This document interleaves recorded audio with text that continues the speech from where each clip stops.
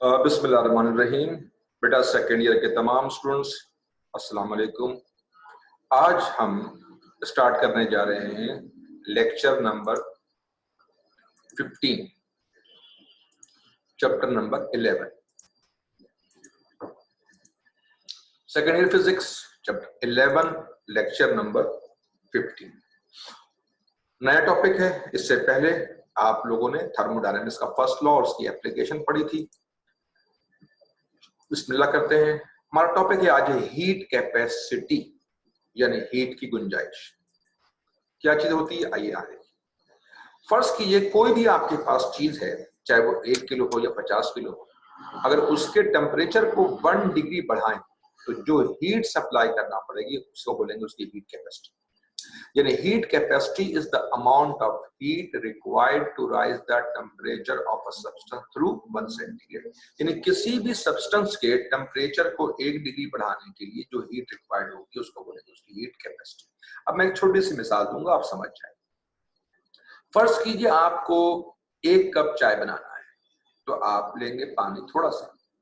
अब पानी आपने लिया है थोड़ा सा तो वो गर्म जल्दी हो जाएगा, तो हम बोलेंगे कि 1 कप पानी में हीट की गुंजाइश कम है क्योंकि वो जल्दी गर्म होगा।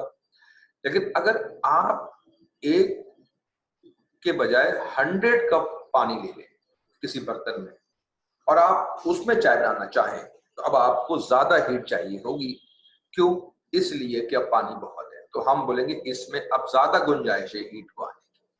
लिहाजा हीट कैपेसिटी असल में हीट है जो किसी चीज के टेम्परेचर को बढ़ा दे 1 सेंटीग्रेड। सिंबल सी है।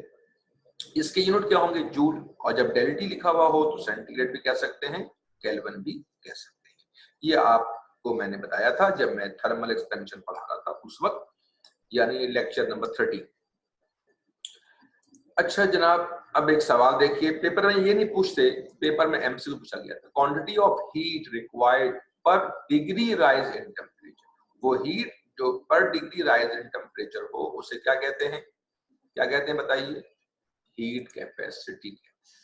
अच्छा जनाब, अब आइए स्पेसिफिक हीट कैपेसिटी या स्पेसिफिक हीट सिंपली कहते हैं या कॉमन स्पेसिफिक, बिल्कुल यही चीज है, बस यहां मास नहीं यहां मास आ गया। यानी 1 यूनिट मास 1 केजी को 1 डिग्री बढ़ाने के लिए जो हीट दी जाएगी उसको बोलेंगे उसकी स्पेसिफिक हीट।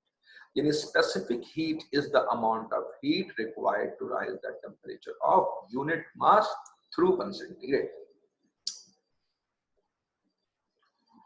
अब बोलोगे सर कि इसमें क्या फर्क है? आइए समझिए। देखिए फर्ज कीजिए आपके पास स्टील है 1 किलो और पानी भी है 1 लीटर या 1 किलो। 1 लीटर 1 किलो के बराबर होता है। आप गर्म करना चाहें दोनों को 1 डिग्री सेंटीग्रेड, तो होगा ये कि स्टील 500 जूल लेकर गर्म हो जाएगा 1 डिग्री, जबकि पानी अगर 1 ही किलो है और आप गर्म करना चाह रहे 1 डिग्री तो आपको देना पड़ेंगे वहां 4200 जूल। लेकिन अगर स्टील 10 किलो हो जाए और पानी 1 किलो हो जाए, अब क्या होगा? इस फॉर्मूले को देखिए, 1 किलो हो या 10 किलो या तो मास आ ही नहीं रहा। इसका मतलब है कि 10 किलो अगर आपके पास स्टील है तो आपको उसको हीट देना पड़ेगी 5000। यहां भी देना पड़ेगी अगर स्टील ही है 5000, लेकिन क्योंकि वो 10 किलो है तो आप डिवाइड करेंगे 10 को 5 तो वो 500 ही रहेगा। लिहाजा आयरन की स्पेसिफिक हीट फिक्स होगी, जबकि हीट कैपेसिटी डिपेंड करेगा मास कितना ज्यादा है। अच्छा बड़ी इंटरेस्टिंग बात है, देखिए इस फॉर्मूले में मास है लेकिन ये मास पर डिपेंड नहीं कर रहा। यहाँ मास नहीं है और मास पर डिपेंड कर रहा है। तो क्या मतलब समझाता हूँ, सुनिए। मास बढ़ेगा हीट बढ़ जाएगी, रेशियो वही सी सेम। डेल्टी बढ़ेगा ये बढ़ जाएगा, सी सेम। और यहाँ मास बढ़ने से डेल क्यू बढ़ेगा लेकिन सी बढ़ जाएगा क्योंकि मास यहाँ नहीं रहा। इसका मतलब है कि मास के बढ़ने से हीट कैपेसिटी बढ़ सकती है लेकिन स्पेसिफिक हीट मास के बढ़ने से नहीं बढ़ेगी, और हर चीज की फिक्स होगी, जब ही नाम पड़ा उसका स्पेसिफिक हीट यानी मखसूस हीट। तो बस सिर्फ फॉर्मूले का फर्क है। अब अगर मैं गैसेस की बात करूंगा तो वहां बजाय मास के मोल लेंगे और उसको बोलेंगे मोलर स्पेसिफिक। अब आप खुद पढ़िए क्या होगा। It is the amount of heat required to rise the temperature of unit mole through 1 centigrade. It is the amount of energy required to rise the temperature of unit mole centigrade. अच्छा, अगर आप बात करें unit की तो joule पर मोल centigrade डेल्टी लिखा हुआ है, तो केल्विन भी, जूल पर मोल केल्विन भी कह सकते हैं, ये जूल पर केजी सेंटीग्रेड भी कह सकते हैं और जूल पर केजी केल्विन भी कह सकते हैं। अब मैं सारी बात को, इन तीनों को, ये नहीं पूछते आपसे कि हीट कैपेसिटी क्या होती है, मोलर स्पेसिफिक हीट क्या होती है, स्पेसिफिक हीट क्या होती है, ये नहीं पूछे, ये मैट्रिक की बातें हैं, ये तो भी इस्तेमाल होंगी आगे। मैं अब आपको ये सारी बातें आपसे रिकॉल करूंगा। बताइए ये फॉर्मूला किसका है? Heat capacity. और अब स्पेसिफिक हीट, और अब मोलर स्पेसिफिक। अब सवाल, स्पेसिफिक हीट को हम कॉमन क्यों बोलते हैं? देखिए, मास सॉलिड और लिक्विड में लेते हैं और मोल सिर्फ गैस में लेते हैं, तो कॉमनली जो इस्तेमाल होने वाली चीज है वो दो हो गई ना, सॉलिड भी और लिक्विड भी, तो वहां मास लेंगे, सिर्फ गैस के लिए मोल लेंगे, इसलिए इसको बोलते हैं मोलर, इसे बोलते हैं कॉमन। अब इस बात को दिमाग में रखें कि सिंबल तो इसकी भी सी है और इसकी भी सी है, ये सिंबल तो चेंज हो सकती है, आप अपने तौर पर कोई भी सिंबल लगा सकते हैं। जैसे अगर मोलर है तो यहाँ पर एम लिख दीजिए, मास है कॉमन तो यहाँ सी लिख दीजिए। इसका मतलब, अब देखिए, अगर मास आए तो क्या बोलोगे? कॉमन, और मोल आ जाए तो मोलर। ये दिमाग में रखिएगा, बोलिएगा क्या ये कॉमन और ये मोलर। डेल्टी जब भी लिखा हुआ है तो यूनिट सेंटीग्रेड, केल्विन एक ही बात है, एनर्जी जूल, एन है तो मोल, मास है तो केजी, और यहां तो मास है ही नहीं, तो हीट कैपेसिटी में डिवाइड मास नहीं आएगा, स्पेसिफिक हीट में मास आएगा। तो बस ये तीन फॉर्मूले, फिर सुन लीजिए, तीन फॉर्मूले जो मैं आपको बता रहा हूँ, इनको दिमाग में, 1 2 और ये 3। अब आइए सवाल देखिएगा, ये पेपर में सवाल आया है, अब जो बता रहा हूं सवाल ये पेपर में आया है, और जो अब तक मैंने बताया ये पेपर में आया है। आइए सवाल सुनिएगा। Prove that the ratio of molar specific heat to the common specific heat is equal to molecular mass of a gas. मैं हमेशा एक बात कहता हूं कि जवाब सवाल के अंदर मौजूद होता है, सिर्फ देखने के साथ। अब देख कैसे, prove that ratio of molar specific heat. बताइए, अगर मोलर की बात कर रहा है तो फॉर्मूले में मोल आ जाएगा, और मैंने सिंबल दिया C M, molar M, molar C माने स्पेसिफिक हीट। कॉमन, अगर कॉमन की बात करेंगे according to equation of common, तो कॉमन में यहाँ बजाय मोल के मास आ जाएगा, तो यहाँ मास लिखा, ये कॉमन हो गया सी, कॉमन मोलर। अब आगे पढ़िए। Prove that the ratio of molar specific heat to the common specific heat, ratio लेना किसका?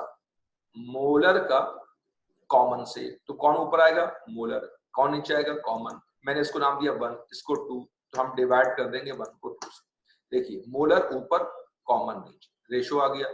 अब पढ़िए, prove that ratio of molar, ये मोलर, ये मोलर के लिए मोल आ गया, टू द कॉमन, कॉमन मास आ गया, रेशियो ले लिया। अब आगे सॉल्व करते हैं। देखिए, डेल क्यू से कट जाएगा और डेल टी से कट जाएगा। जब इस डिवाइड को मल्टीप्लाई में लाएंगे तो उलट देंगे, तो 1 ओवर m बन जाएगा m ओवर n, तो ये 1 ओवर n, n ऐसी रह गया, ये ऊपर आ जाएगा m ओवर n। यहां तक तो आप पहुंच गए।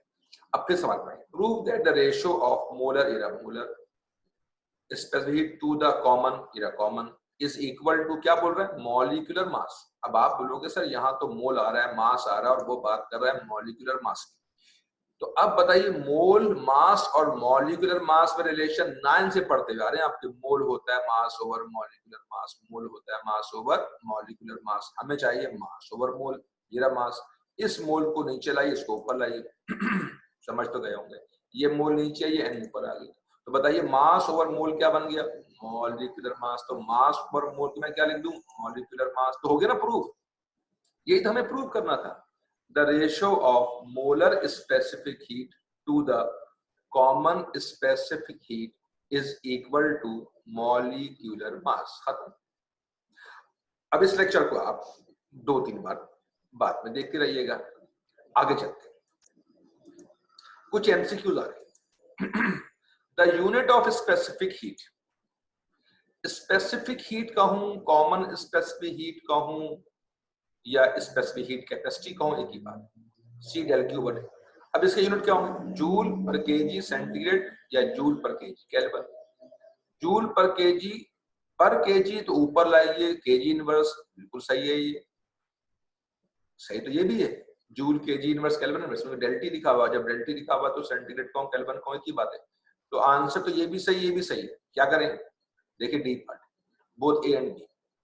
अगर आप कहते हैं ठीक है तो ठीक तो है, लेकिन ठीक तो वो भी है, आपको नहीं ठीक ये है तो फिर ठीक तो वो भी है, तो इसका आंसर ना ए आएगा ना बी आएगा, बी आएगा, बोथ ए एंड बी, के आंसर ए भी ठीक है और आंसर बी भी ठीक है।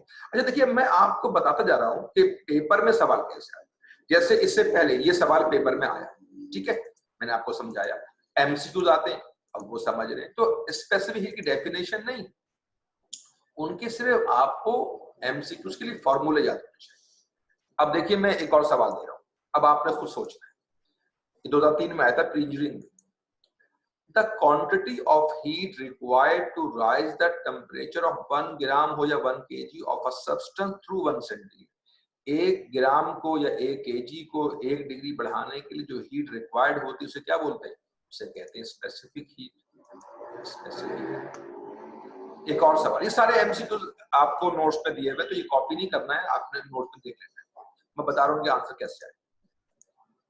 The quantity of heat required to rise the temperature of 1 gram of water from 14.5 to 15.5 is known as। अब ये बहुत इंटरेस्टिंग सवाल है, समझिएगा।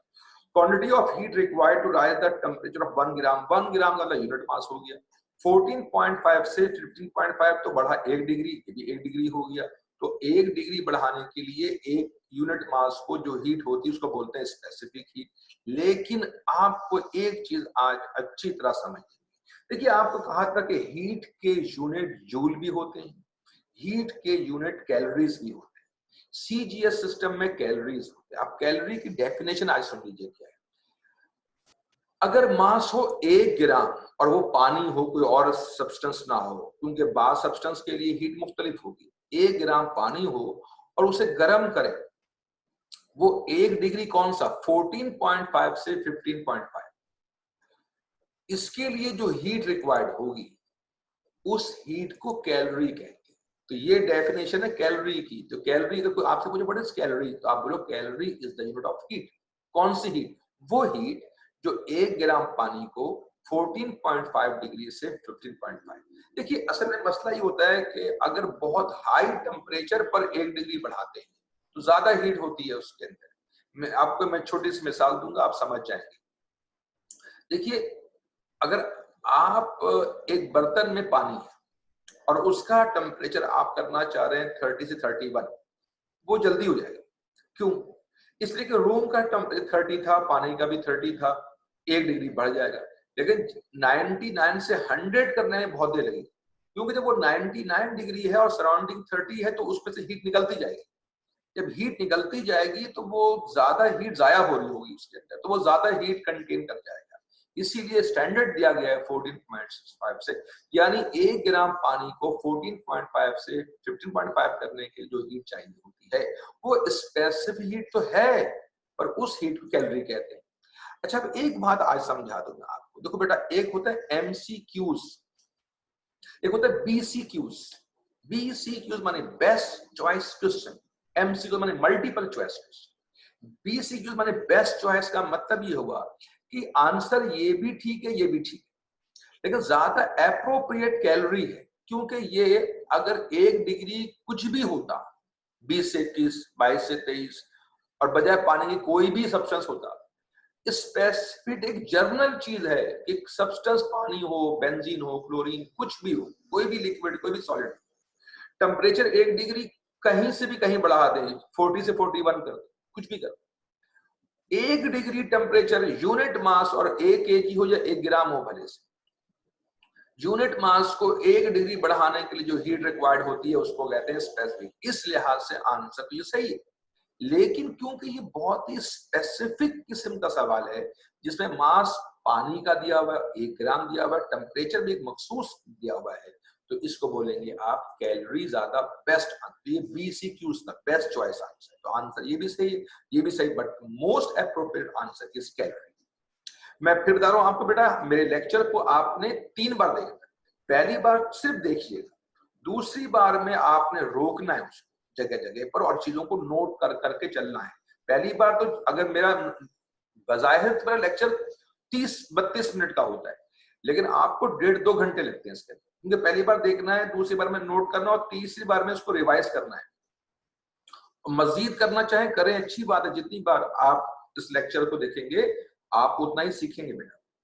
चलिए नेक्स्ट सवाल देखिए, quantity of heat required to raise the temperature of 1 kg, तो मास कितना है 1 kg, 1 kg of water from 30 to 40। अब बताओ टेम्परेचर में चेंज कितना किया 30 से 40, तो बड़े में से छोटे को निकालो, 40 माइनस 30 कितना आ जाएगा, 40 minus 30 10। The quantity of heat, आपको हीट बताना है, याद रखना है आपको, वाटर की स्पेसिफिक हीट होती है 4200 जूल पर केजी सेंटीग्रेड। क्या मालूम करना आपको हीट। तो इस सवाल में देखा जाए तो न्यूमेरिकल सा बन गया है, ये मास पता है, डेल्टी पता है और सी हमें याद होना चाहिए, 400 पानी की स्पेसिफिक हीट होती है और आपको हीट मालूम करना है। तो ये बताइए कि ये थे 1 इंटू 10 तो आएगा 10 और 10 को ऊपर लाए तो 4200 इंटू 10 आएगा 42000 42। तो बताइए आंसर क्या आएगा आपका 42000 जूल। तो ये मैंने सॉल्व करने का तरीका समझा दिया। आइए नेक्स्ट सवाल देखिए, Why a gas has two specific heat। बेटा मैं फिर कह रहा हूं ना कि सवाल में ही जवाब है। देखिए 1 मिनट के लिए आपको नहीं मालूम, सवाल में जवाब तो दिया कि why a gas has two specific, इसका मतलब गैसेस की 2 स्पेसिफिक होती हैं। वो पूछ रहा क्यों होती है, यानी होती हैं जब भी, तो पूछ रहा क्यों होती है। अच्छा रोज सर जवाब दीजिए।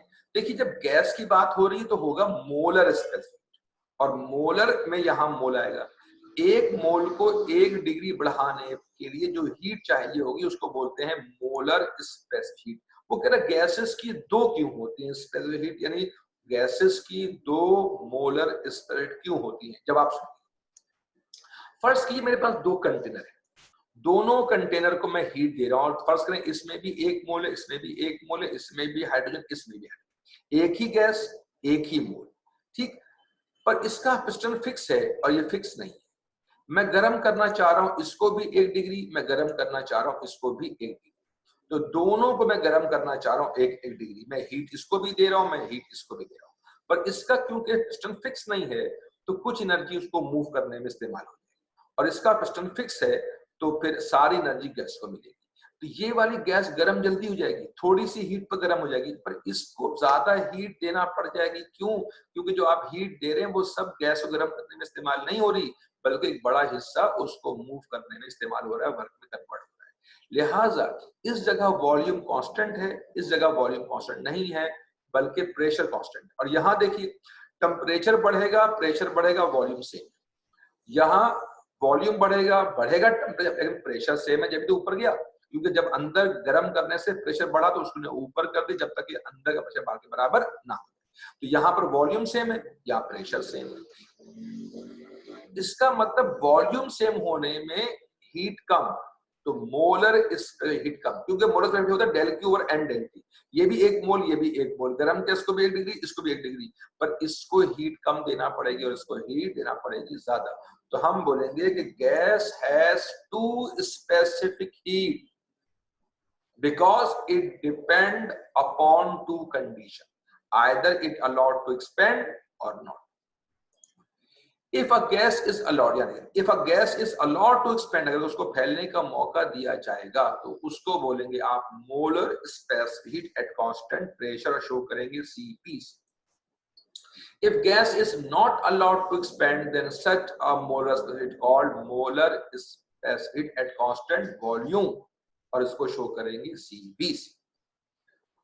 और Cp बड़ा होगा Cv से, क्योंकि Cp का मतलब प्रेशर सेम है, और जब प्रेशर सेम है तो पिस्टन मूव करेगा तो कुछ एनर्जी वर्क में जाएगी, तो आपको गर्म करने के लिए ज्यादा हीट चाहिए होगी, तो हमेशा Cp Cv से बड़ा होगा। तो अब मुझे बताइए गैसेस की कितनी होगी स्पेसिफिक हीट? 2। Cp और Cv। Cp का मतलब molar specific at constant pressure, जो ज्यादा होगा, और Cv का मतलब molar specific at constant volume, जो कम होगा। अब एक दिमाग में सवाल आता है कि Cp और Cv में Cp बड़ा होगा और Cv छोटा होगा, तो Cp Cv से कितना बड़ा होगा? इसी पर हमारा नया सवाल शुरू हो गया। जब ये आएगा, gases have two specific, solid liquid का एक ही होगा स्पेसिफिक, पर गैसेस का दो, एक ही सब्सटेंस एक ही गैस के लिए दो स्पेसिफिक, एक Cp और एक Cv। अब देखिए सवाल आ गया, prove that Cp minus Cv equal to R। बेटा अगर Cp और Cv बराबर होते तो माइनस करने पे जीरो आता, यानी Cv बड़ा है Cv से, तो आंसर आ रहा है प्लस में। और वो कितना रहा है? R 8.313, यानी Cp Cv से बड़ा होगा 8.313। अब आप बोल ये कैसे कह सकते हैं आप? तो यही तो साबित करने पूछा, ये तो पूछा कि साबित करो कि Cv माइनस Cv R होता है। अच्छा, पेपर में जब ये सवाल आता है तो वो इसके साथ एक कंडीशन देते हैं, कहते हैं पहले आप ये बताएं ग्राफ बना करके कि कांस्टेंट प्रेशर और कांस्टेंट वॉल्यूम के बावजूद टेम्परेचर में इजाफा एक जैसा मुमकिन है। अब आप लोग सर क्या बोल रहे हैं, समझ में नहीं आ रही, और समझाता हूं। देखो इस सवाल को यूं लिख सकते हैं, the difference of molar specific heat at constant pressure and molar specific heat at constant volume is equal to universal gas. और पढ़ो, prove that difference of molar specific heat at constant pressure in Cp and molar specific at constant volume in Cv, इनका difference is equal to universal gas constant यानी R। तो Cv minus Cv को R prove करना। चलिए आइए बिस्मिल्लाह करें। पहले मैं आपको ये बात ग्राफ में दिखाता हूं, जरा गौर से देखिएगा। वॉल्यूम और प्रेशर याद होगा आपको शायद, मेरा लेक्चर नंबर 14, बिल्कुल सही, बना देखिएगा लेक्चर नंबर 14। लेक्चर नंबर 14 में मैंने आपसे कहा था कि यहां देखिए, अगर हॉरिजॉन्टल लाइन हो तो ये आइसोबैरिक को शो कर रहा है, क्योंकि यूं जा रहे हैं तो वॉल्यूम बढ़ रहा है, टेम्परेचर बढ़ रहा है, प्रेशर सेम है, तो ये ए से लेकर बी तक आइसोबैरिक। अब मैं सीधा जाऊं तो ए से लेकर यू सी फर्ज कर लीजिए, ऊपर जा रहा हूं तो प्रेशर बढ़ रहा है, बढ़ रहा टेम्परेचर और वॉल्यूम सेम है, आइसोकोरिक। और ये हुआ आइसोथर्मल और ये भी आइसोथर्मल।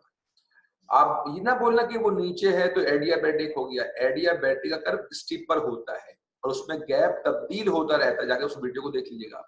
यहाँ पर गैप बार बार देखिए सेम है, तो ये भी आइसोथर्मल है, ये भी आइसोथर्मल है। ये बात आपको मैंने बताई थी बेटा लेक्चर नंबर 14 में, कि जो ग्राफ नीचे होगा कर्व उसका टेम्परेचर लो होगा, जो ऊपर उसका हाई होगा, यानी इस पूरे कर्व का टेम्परेचर सेम है पर लो, और इस पूरे का भी सेम है पर वो हाई।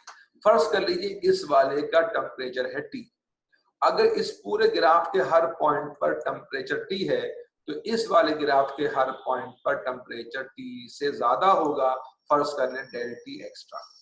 अब इस ग्राफ पर गौर कीजिएगा, देखिए A इस ग्राफ पर है और T टेम्परेचर है, B और C दोनों इस ग्राफ पर हैं और T प्लस डेल T है। लिहाजा अगर मैं A से B गया तो टेम्परेचर T से T प्लस डेल T, तो डेल T का इजाफा हुआ। और अगर मैं A से C जाऊं तो टेम्परेचर फिर T से क्या हो गया, क्योंकि B और C पर T प्लस डेल T है, तो A से C जाने पर भी टेम्परेचर T से T प्लस डेल T हो गया, और A से B जाने पर भी टेम्परेचर T से T प्लस डेल T हो गया। यानी A से B इजाफा डेल T टेम्परेचर है और A से C भी डेल T है। तो साबित हो गया कि A से B आइसोबैरिक और A से C आइसोकोरिक। आइसोबैरिक और आइसोकोरिक के बावजूद टेम्परेचर में इजाफा एक जैसा मुमकिन है। मैं इस बात को एक आसान सी मिसाल में आपको समझा देता हूं ताकि आप समझ जाएं। फर्ज कीजिए आपके पास एक कंटेनर है, उसका पिस्टन फिक्स है, एक और है कंटेनर, उसका पिस्टन फिक्स नहीं। मैं चाह रहा हूं कि दोनों को गर्म करूं सेम अमाउंट, यानी एक एक डिग्री।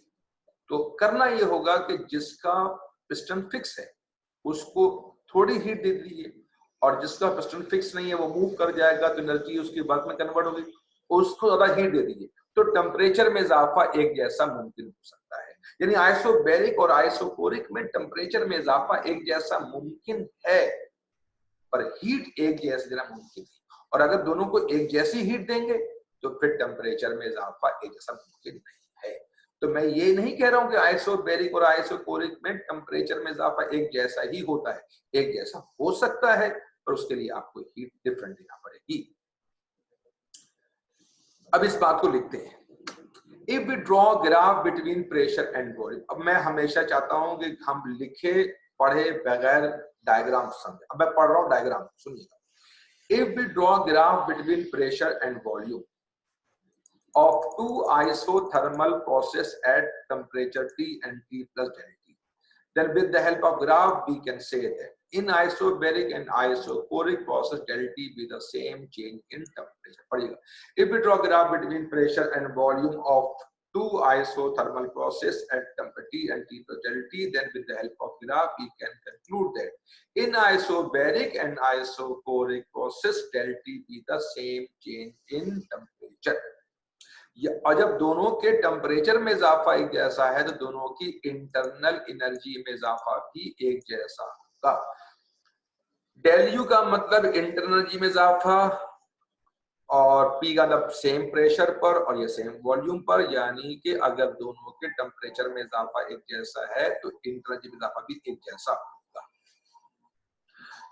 तो पहले तो देखिए, जब पेपर में सवाल आएगा ना तो वो ये कंडीशन देंगे कि आप ग्राफ बनाकर ये साबित कर दीजिए कि आइसोबैरिक और आइसोकोरिक के टेम्परेचर में इजाफा एक जैसा मुमकिन है। तो ये काम तो हो गया। अब हम आए रहे प्रूफ करने के लिए। बस इसको दिमाग में रखना कि इंटरनल में इजाफा एट कांस्टेंट प्रेशर और वॉल्यूम सेम होता है, बस ये दिमाग में रखिएगा। आ जाइए, प्रूफ करने जा रहे हैं हम क्या, सीपी, और बस इसी से हमारा आज का लेक्चर मुकम्मल भी होगा।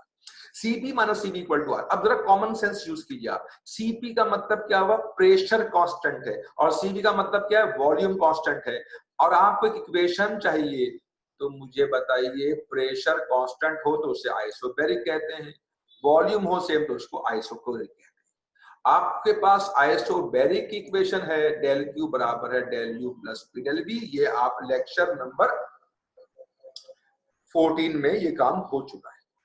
और आइसोकोरिक का फॉर्मूला है डेल क्यू बराबर है, और उसकी मैं फिर बता दूं रीजन क्या है।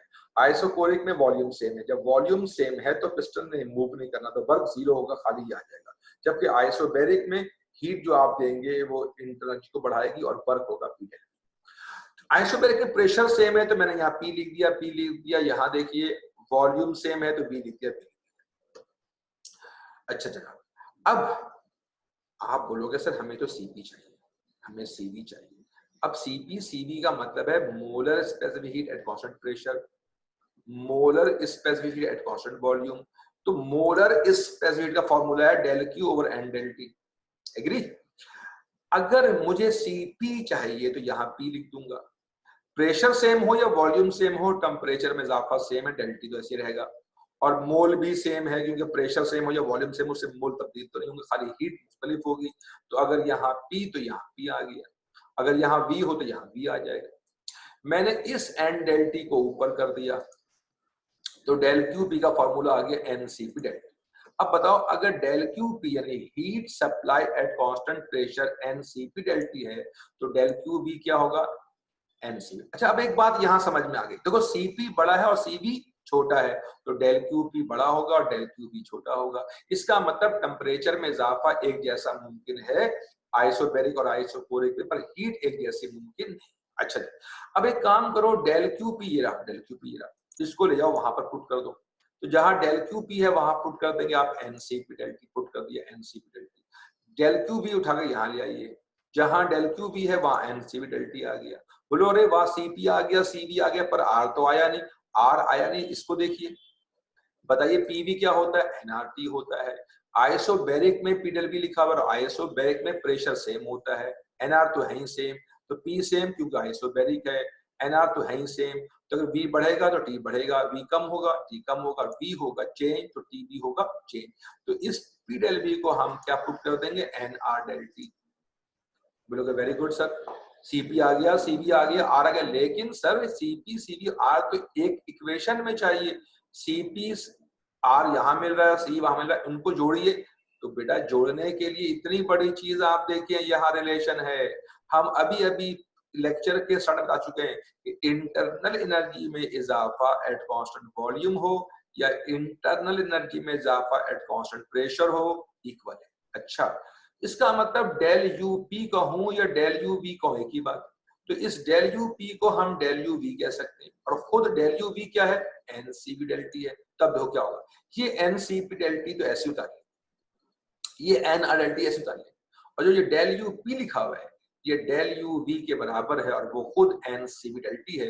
जहां डेल यू पी है वहां आगे देखिए N C P del T, ये एज इट इज आ गया, ये एज इट इज। फिर देखो ये चीज एज इट इज आ गई, ये चीज एज इट इज आ गई, और जहां डेल यू पी है वो खुद डेल यू वी के बराबर है और खुद del U V N C P del T के बराबर है।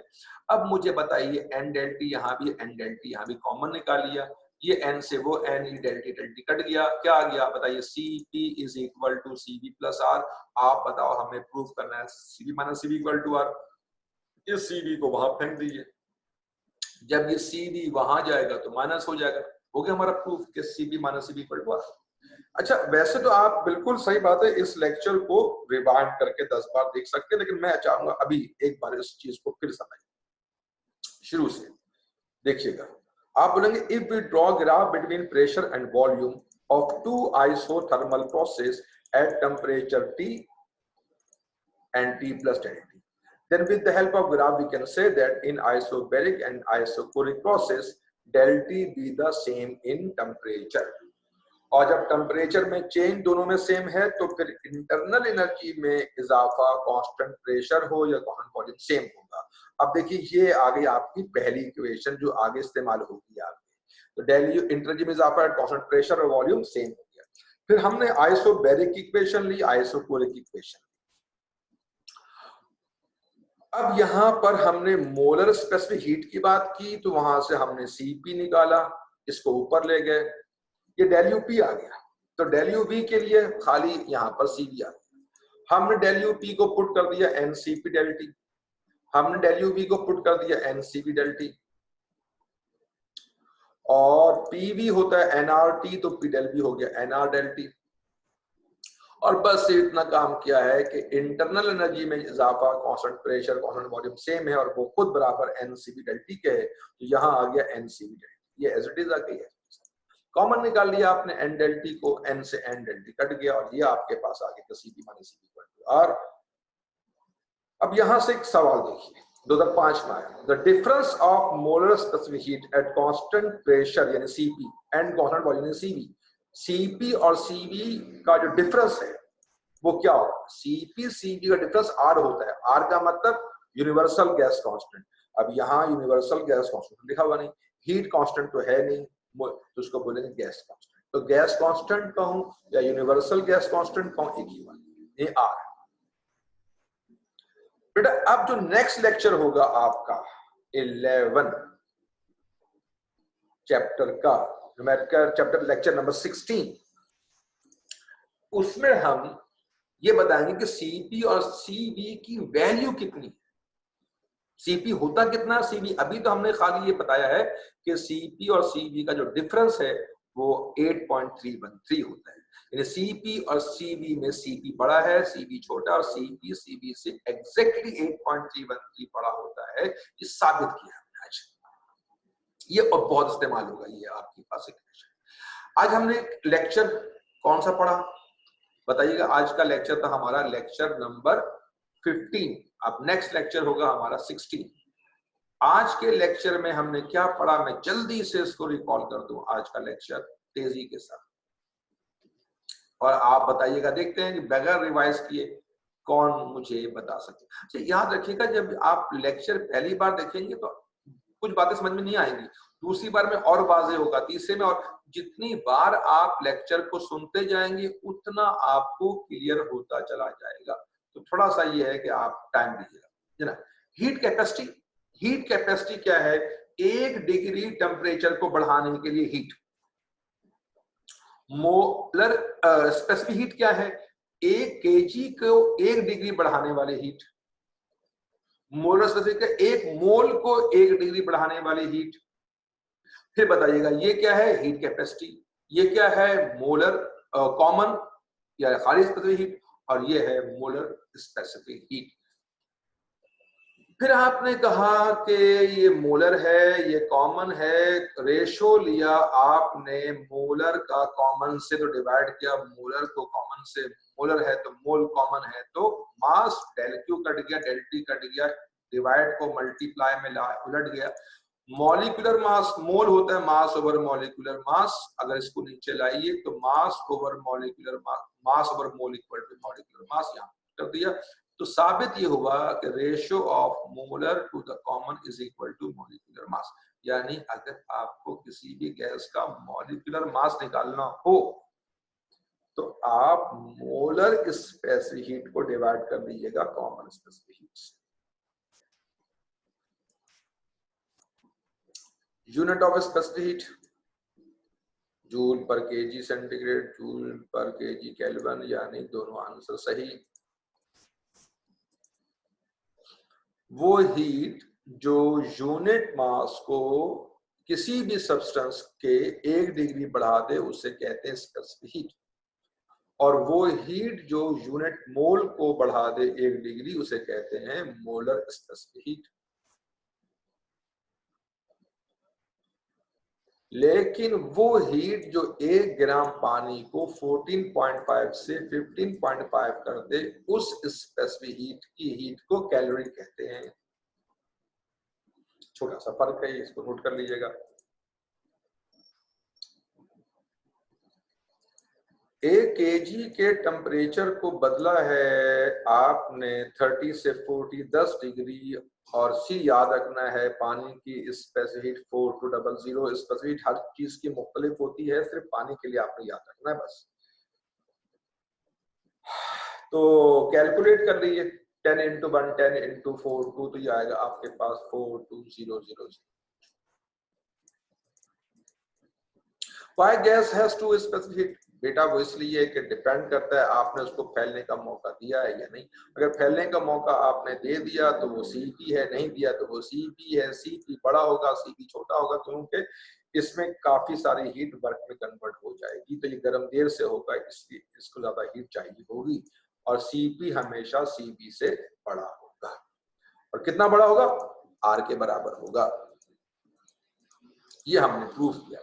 पहले हमने ग्राफ प्लॉट किया वॉल्यूम और प्रेशर में, और ये बताया कि आइसोबैरिक ए से बी, आइसोकोरिक ए से सी, ये वाला ग्राफ ब्लू वाला आइसोथर्मल, और ये जरा हाई है उस टाइम आइसोथर्मल ही है T प्लस डेल्टा, लेकिन उसका हाई है। और ए से बी जाए, ए से सी जाए, टेम्परेचर में इजाफा एक जैसा है। इससे साबित हुआ कि इंटरनल में इजाफा एक जैसा है। फिर हमने आइसोबैरिक इक्वेशन ली, मोलर स्पेसिफिक हीट से हमने डेल क्यू पी और हमने डेल क्यू वी निकाल लिया। इनको हमने वहां पर पुट कर देना है। ये सब नोट्स में दिया हुआ है, आपने देख लेना उसको अच्छी तरह से। और पी डेल वी को एन आर डेल टी कर देना है, और यहां से इसकी value n C B del T यहाँ पुट कर देना है, क्योंकि ये एज इट इज आ गया, ये एज इट इज आ गया। जहां डेल यू पी था वहां N C B del T आ गया। एन डेल टी कॉमन निकाल दिया, ये कैंसिल हो गया, और आपका ये प्रूव हो गया CB minus CB equal to R, और उनका डिफरेंस गैस कांस्टेंट होता है।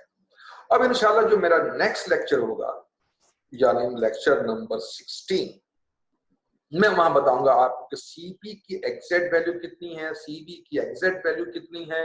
फिर वहीं से कुछ एमसीक्यूज करेंगे और रीजन भी इंशाल्लाह करेंगे अगली क्लास में। तो बेटा जब तक के लिए इजाजत दी। मैं फिर बता दूं आपको, बेटा मेरा लेक्चर 30-32 मिनट का होता होगा, लेकिन आपको 1.5-2 घंटे से भी ऊपर का टाइम लगेगा, और जितना टाइम देते जाओगे बेटा उतना आप सीखेंगे इंशाल्लाह।